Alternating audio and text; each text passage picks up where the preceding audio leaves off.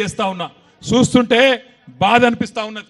నిన్న చూసిన నేను ఒక రైతు ఇక్కడనే నాగర్ కర్నూలు జిల్లాలో రుణమాఫీ గాక బ్యాంకు ముంగటికి పోయి నాగర్ కర్నూలు తాలూకాలో చందు అనే రైతు ఆయన బండిని తీసవి ఆ బ్యాంకు ముంగట్నే కాలబెట్టి నిరసన చెప్పిండు.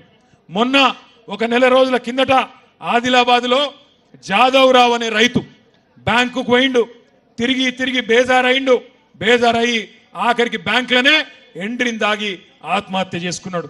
మేడ్చల్లో ఒక రైతు సురేందర్ రెడ్డి ఆయన పోయి వ్యవసాయ శాఖ కార్యాలయంలోనే వ్యవసాయ శాఖ ఆఫీసులనే తిరిగి బేజారయ్యి ఇక రుణమాఫీ కాదు, రైతు బంధు రాదు, ఈ దరిద్రంతోని ఈ దరిద్రపు పాలనలో ఏది కాదు అని చెప్పి అక్కడనే సురేందర్ రెడ్డి కూడా ఆత్మహత్య చేసుకున్నాడు.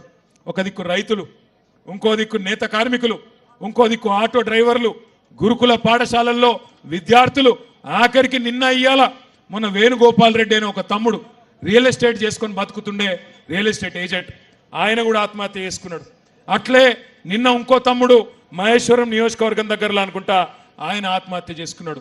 ఇవాళ ఈ దరిద్రపు పరిపాలనలో ఏ ఒక్క వర్గం కూడా సంతోషంగా లేదు. రేవంత్ రెడ్డి గారు ఇప్పటి వరకు మోసం చేయని వర్గం అంటూ ఏది లేదు. నేను మీ అందరినీ ప్రార్థించేది ఒకటి, దయచేసి మళ్ళీ మోసపోవద్దు. 15,000 అని చెప్పిండా లేదా రైతు బంధు? ఇప్పుడు మళ్ళీ 12,000 అని దానిలో కూడా కటింగ్ పెడతా ఉన్నాడు. మీరు యాది పెట్టుకోండి, రేవంత్ రెడ్డి ప్రభుత్వం వచ్చినాక ఇప్పటి వరకు రూపాయి కూడా రైతు బంధు వేయలే. ఆనాడు ఎన్నికలప్పుడు కేసీఆర్ గారు ఎన్నికల ముందు 7,600 కోట్ల రూపాయలు యాసంగి పంట కోసం రెడీ చేసి పెడితే ఇదే రేవంత్ రెడ్డి ఇదే కాంగ్రెస్ వాళ్ళు ఎలక్షన్ కమిషన్ కాడికి పోయి ఉత్తరం ఇచ్చి ఆ రోజు ఆపేసిన పైసలు దాదాపుగా 6 నెలల తర్వాత పార్లమెంట్లో మన ఆర్ఎస్ ప్రవీణ్ గారు పోటీ చేస్తున్నప్పుడు ఓట్ల కోసం ఆనాడు పార్లమెంట్ అప్పుడు గవే పైసలు గవే కేసీఆర్ గారు కూడబెట్టిన పైసలు ఆ రోజు రైతు బంధు మళ్ళేసిండు. తర్వాత వానకాలం ఎగ్గొట్టిండు, మళ్ళా ఇప్పుడు యాసంగి పంటకు మళ్ళా మొండి చేయి చూపెడుతున్నాడు. మళ్ళా కేవలం సర్పంచ్ ఎలక్షన్లు, జెడ్పీటీ సెలక్షన్లు, ఎంపీటీ సెలక్షన్లు వస్తున్నాయి కాబట్టి ఇగో ఎకరం అరెకరం పావు ఎకరం బావు అని చెప్పి మళ్ళా కటింగ్లు పెట్టుకుంటా మళ్ళా నాటకాలు ఆడుతూ ఉన్నాడు. మీరు ఒక్క విషయం గుర్తుపెట్టుకోండి, కాంగ్రెస్ పార్టీ కాంగ్రెస్ ప్రభుత్వం రైతులకు కాంగ్రెస్ పార్టీ కాంగ్రెస్ ప్రభుత్వం ఇలా రైతులకు బాకీ పడ్డది రూపాయో 2 రూపాయలు కాదు. ఆనాడు యాసంగి 2023లో 2,500 ఎకరానికి బాకీ ఉన్నాడు. ఆ తర్వాత వానాకాలం రైతు బంధు 7,500 బాకీ ఉన్నాడు. మళ్ళా ఇప్పుడు ఈ యాసంగి పంటకు మళ్ళొక 2,500 అంటే ఒక్కొక్క ఎకరానికి 17,000, ఒక ఎకరం ఉంటే రైతుకు 17,500 రూపాయలు రేవంత్ రెడ్డి బాకీ ఉన్నాడు. దబ్బన మీకు 2 ఎకరాలు ఉంటే 35,000 బాకీ ఉన్నాడు. 4 ఎకరాలు ఉన్నోళ్లకు 70,000 రూపాయలు బాకీ ఉన్నాడు. మళ్ళీ వస్తారు మీ కాడికి కాంగ్రెస్ వాళ్ళు, అవ్వ అంటారు, అయ్యా అంటారు, అమ్మ అంటారు, అక్క అంటారు, చెల్లె అంటారు, వదినే అంటారు, కోడలు అంటారు, వరుసలు కలుపుతారు, తమ్మి అంటారు, బామ్మరిది అంటారు, వరుసలు కలుపుతారు. మళ్ళీ మాకే గుద్దుర్రి, మళ్ళా రేవంత్ రెడ్డి ఉన్నాడు, మీకు ఇది చేస్తాం అది చేస్తాం, అల్లం బెల్లం ఇందిరమ్మ పథకం అంటారు, ఇది అంటారు అది అంటారు, మళ్ళా అరిచేతుల స్వర్గం మళ్ళా చూపెడతారు. మళ్ళా నమ్మి మోసపోతే ఈసారి మోసం జరిగితే మనని ఎవడు కాపాడలేడు. అందుకే దయచేసి మిమ్మల్ని కోరేది, ఇంటికొచ్చే కాంగ్రెస్ నాయకులను గల్లా బట్టి అడగండి. ఏమాయ కొడక కేసీఆర్ ఉన్నప్పుడు 10,000 ఇచ్చినప్పుడు బాగుండే, మీవాడు 15,000 అన్నాడు కదా, ఏడవైంది 15,000 అని అడగాలి. అదేవిధంగా ఆడబిడ్డలు ఖచ్చితంగా అడగాలి. ఏమాయ కొడక 2,500 100 రోజుల్లో ఇస్తా అంటివి, మరి 35,000 రూపాయలు బాకీ ఉన్నావు, ఇస్తావా ఇయ్యవా, ఇస్తేనే ఓటేస్తా లేకపోతే దుబ్బే అనాలి. అట్లే మా తమ్ముళ్ళు ఎక్కడ వాళ్ళు అక్కడ అడగాలి. ఏమైనా స్కూటీలు మా చెల్లెళ్ళు అడగాలి, ఏమైనా స్కూటీలు లేవు కానీ లూటీ మాత్రం బ్రహ్మాండంగా నడుస్తున్నది. మంచిగా బ్రహ్మాండంగా ఆడ మహేశ్వరం కాడ రింగ్ రోడ్ కాడ తుక్కుగూడ కాడ మొదలు పెడితే ఇక్కడ దాకా రేవంత్ రెడ్డి ఆయన అన్నదమ్ములు ఏం చేస్తాను ఎరికైనా, నీకు దండం పెడతారా భయ్ ఆగు, నా వెనక చెవులకెళ్ళి కూడా దొరికింది నాకు, నీకు దండం పెడతా ఆగే, అరే నీకు దండం పెడతా ఆగురా భయ్. అయితే ఏం చేస్తున్నారు ఎరికైనా, 4th సిటీ అట, ఫ్యూచర్ సిటీ అట, AI సిటీ అట, ఆడికేం చిందాక ఒకటే డ్రామా చేస్తున్నాడు. డ్రామా ఏంది అంటే ఆడికెళ్ళిడికి ఎల్దండ కాడ రేవంత్ రెడ్డి కుటుంబానికి ఎలక్షన్లకు ముందే 500 ఎకరాలు ఉండే. ఇప్పుడు నిన్నయాల మళ్ళీ ఒక 1000 ఎకరాలు దొబ్బేసిండు. ఒక 1000 ఎకరాలు, ఒకటి కాదు రెండు కాదు, 1000 ఎకరాలు సంపాదించుకున్నాడు.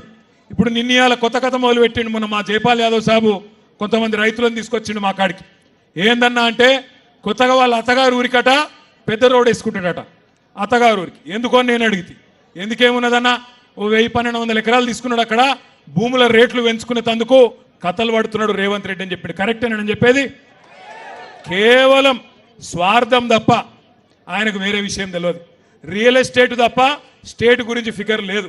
రియల్ ఎస్టేట్ కూడా వేరే వాళ్ళకి లాభం అయితే కూడా ఆయనకే లాభం కావాలి. ఆయన కడుపే నిండాలి. ఎవల భూములున్నా మనమే కొట్టేయాలి తప్ప ఇంకోళ్ళకి ఇచ్చే బాపత్ కాదు. కొడంగల్ పోయినా గసంటి రేవంత్ రెడ్డి పోయినాక అనిపించింది మరి రేవంత్ రెడ్డి ఏమో కొడంగల్కు వలస పోయిండు. నిజానికి రేవంత్ రెడ్డి ఊరు మీ కల్వకుర్తి తాలూకాలనే ఉంటుంది, తెలుసా మీకు? ఈయనే అన్న ఉంటుంది దగ్గరనే. అంటే తాలూకా అయితే కల్వకుర్తే కదండి. ఏమో మరి ఎట్లా అయిపోయిందంటే పరిస్థితి, రేవంత్ రెడ్డి మావోడు కాదంటే మావోడు కాదంటారు చూడు. అట్లా అయిపోయింది కథ. మాది కాదు అచ్చంపేట అంటారు. అరే మీ మీద రుద్దుతలేంతా మీ ఆగు. అయితే నేనేమనుకున్నా అంటే కొడంగల్ పోయినాం, మరి కొడంగల్లోనేమో ఎవరికి న్యాయం చేయలేదు, అక్కడ రుణమాఫీ కాలేదు, రైతు బంధు టకీమన్నాడు, టకీ లేదు, టికీ లేదు, ఏది లేదు, తులం బంగారం రాలేదు, ఆడబిడ్డలకు 2500 రాలేదు. అదేవిధంగా ఏ ఒక్క 420 హామీలు ఇచ్చి దొంగ మాటలు చెప్పి నంగనాచి మాటలు చెప్పి గెలిచిండో ఒకటంటే ఒక్క పని సొంత నియోజకవర్గంలో చేయలేదు. మరి సొంత తాలూకా ఎక్కడనైతే పుట్టి పెరిగిండో, ఏ కల్వకుర్తి తాలూకాలనైతే పిల్లని చేసుకున్నాడో, అత్తగారి కూడా ఇక్కడనేనట. మరి కనీసం అత్తగారి ఊళ్ళకి ఏమైనా చేసిండా, సొంత ఊరికి ఏమైనా చేసిండా అని చెప్పి అనుమానంతో ఇక్కడికి వచ్చినా. మీరు నాకు సమాధానం చెప్పాలి. నేను ప్రశ్న అడుగుతా, దయచేసి సమాధానం చెప్పాలి.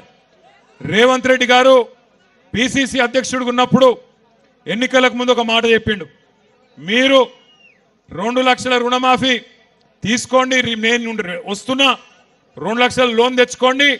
కేసీఆర్ 1,00,000 రూపాయలు రుణమాఫీ చేసిండు. అట్లా అయినోళ్ళు రైతులు కూడా అర్జెంటుగా బ్యాంకు కురుకుండ్రి, నేను వస్తున్నా, రాగానే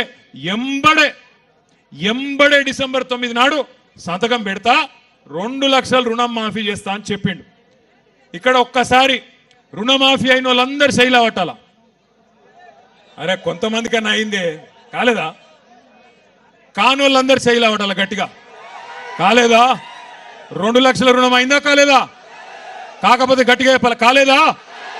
రాలేదా? రైతు బంధు వచ్చిందా? టకీ వడ్డాయా పైసలు? గట్టిగా చెప్పండి, వినబడతలేదు. రాలేదా?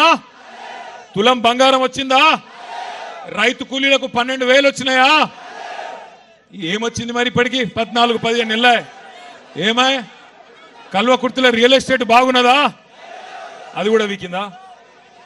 ఎందుకంటున్నా అంటే ఒకటి కాదు, 2 కాదు, ఇవాళ రాష్ట్రంలో గత 6 నెలల నుంచి అన్ని జిల్లాలు తిరుగుతున్నాం. మొన్ననే ఆదిలాబాద్ పోయినా, మహబూబాబాద్ పోయినా, నల్లగొండ పోయినా, పరిగి పోయినా, చేవెళ్ల నియోజకవర్గం పోయినాను. ఆఖరికి ముఖ్యమంత్రి రేవంత్ రెడ్డి సొంత నియోజకవర్గం కొడంగల్ పోయి ఈరోజు ఆమనగల్లుకు మీ కల్వకుర్తికి ఇవాళ ఇక్కడికి వచ్చినాం. ఎందుకు వచ్చినామంటే కారణం ఒకటే, 10 ఏళ్ళు కేసీఆర్ ఉన్నప్పుడు రైతు ఒక రాజులాగా ఎవ్వల దగ్గర చేయి జాపకుండా బ్రహ్మాండంగా బతికిన మాట వాస్తవం అయితే గట్టిగా చప్పట్లతో కేసీఆర్ గారికి ధన్యవాదాలు చెప్దాం. 10 ఏళ్ళు మోటార్లు గాలలే, 10 ఏళ్ళు ట్రాన్స్ఫార్మర్లు వేలలే, 10 ఏళ్ళు మీరు ఎవరి దగ్గరకు పోయి అప్పులు అడిగే పరిస్థితి లేకుండే. మీకు కాలం అయిందంటే, నాట్లేసే టైం వచ్చిందంటే బ్రహ్మాండంగా టింగుమని రైతు బంధు పడుతుండే. ఇక కేసీఆర్ టింగుమని రైతు బంధు వేసిండు కదా, నేను కూడా మళ్ళీ టింగు అంటే బాగుండదని రేవంత్ రెడ్డి కొత్త పదం పట్టుకున్నాడు, టకీమని పడతాయి అన్నాడు. ఇవాళ నేను అందుకే అడుగుతున్నా అందరినీ, టకీ లేదు, టుకీ లేదు, ఏది దిక్కులేదు. ఇప్పటికి మొత్తం తిరిగి నేను కూడా తెలుసుకుంటున్నా. జర వెనకాల ఒలిపెట్టకురా, నాకు దండం పెడతావు, ఆగురా భయ్ దండం పెడతా. పాల పైసలు రాలే, అర్థమైంది చెప్తావు, దండం పెడతావు. పాల పైసలు రాలేదట వెనకకెళ్ళి, 7 బిల్లులు రాలే, పాల రైతులకు కూడా రాలే అని చెప్తుండే తమ్ముడు వెనకకెళ్ళి. నేనేమంటున్నా అంటే దయచేసి ఒక్క మాట ఆలోచన చేయండి, మీరు ఆలోచన చేయండి జాగ్రత్తగా. రైతు బంధు కేసీఆర్ బిచ్చమేసినట్టు 10,000 ఇస్తున్నాడు.